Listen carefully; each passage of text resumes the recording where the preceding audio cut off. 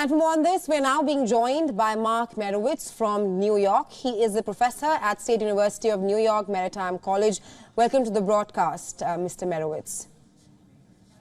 Hi, how are you? Very well. Now, it is a major breakthrough in the ongoing war. The 4-day pause is set to begin in just a short while from now, and the truce was expected to begin on Thursday, and it got delayed by a day. Now, there is nothing certain right now at the moment. It seems like a house of cards. Even if one thing goes out of line, the whole deal will come down crashing. How optimistic are you regarding this truce? Well, I'm mildly optimistic and hopeful, and mostly hopeful, because what we're dealing with here are monstrous thugs who killed thousands, kidnapped women and babies, little babies and little children. Can you imagine that? I have little grandchildren. Can you imagine that? Kidnapping little babies and little children and raping and murdering people, and then using that as a political card to get a political benefit. As we know from the previous history of Hamas's ceasefires, they often break them. They are not worthy for their word. Their word isn't worth anything. They are terrorists and they are liars. So, as I said, I'm hopeful and I'm praying very much for this, that it will come true. But at the same time, even if they release the 50 hostages, what about the rest of the hostages? And why is it that the Red Cross is not being given access to the hostages? That in itself is a war crime. So it's a war crime upon a war crime, and it's a hideous event, and that the world should be ashamed to allow this to continue in this way. And that is what I think about it. Mr. Merowitz, the situation is complex right now, like you mentioned, keeping in mind especially how both the sides don't speak to each other. And Hamas has also made it clear that they will increase the fight on all the fronts. Do you think that the truce will intensify the war further after it resumes? Because the Hamas militants will have time to regroup during the 4-day ceasefire. What is your opinion on this? Well, you know, it's really unknown. I mean, we don't know.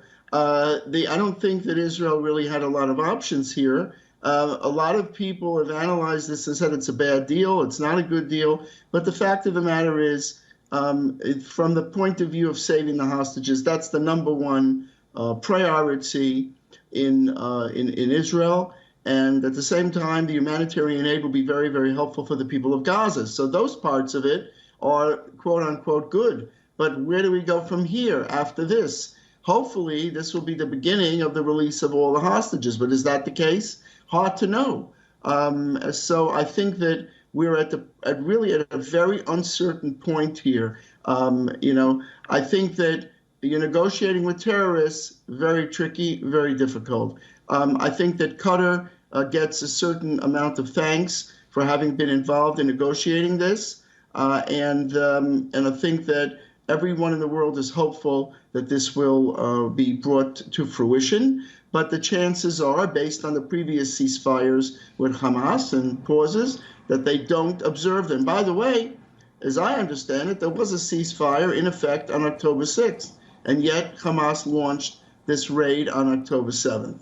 So we're going to hold ourselves in a moment of prayer and hope that this will go through and continue to go through and not be canceled at any point, and that we can get the women and the children out and transfer and do the exchanges that have been proposed, and that this will just be the beginning of the release of all of the hostages. The other problem is that, as I understand it, many of the hostages can't be located. I mean, this is a tragedy upon a tragedy.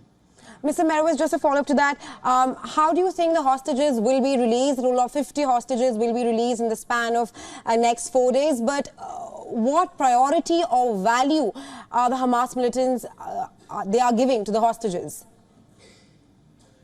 You mean the exchanges in Israel, you're saying? Yes. The exchanges of prisoners? Well, no, I mean, I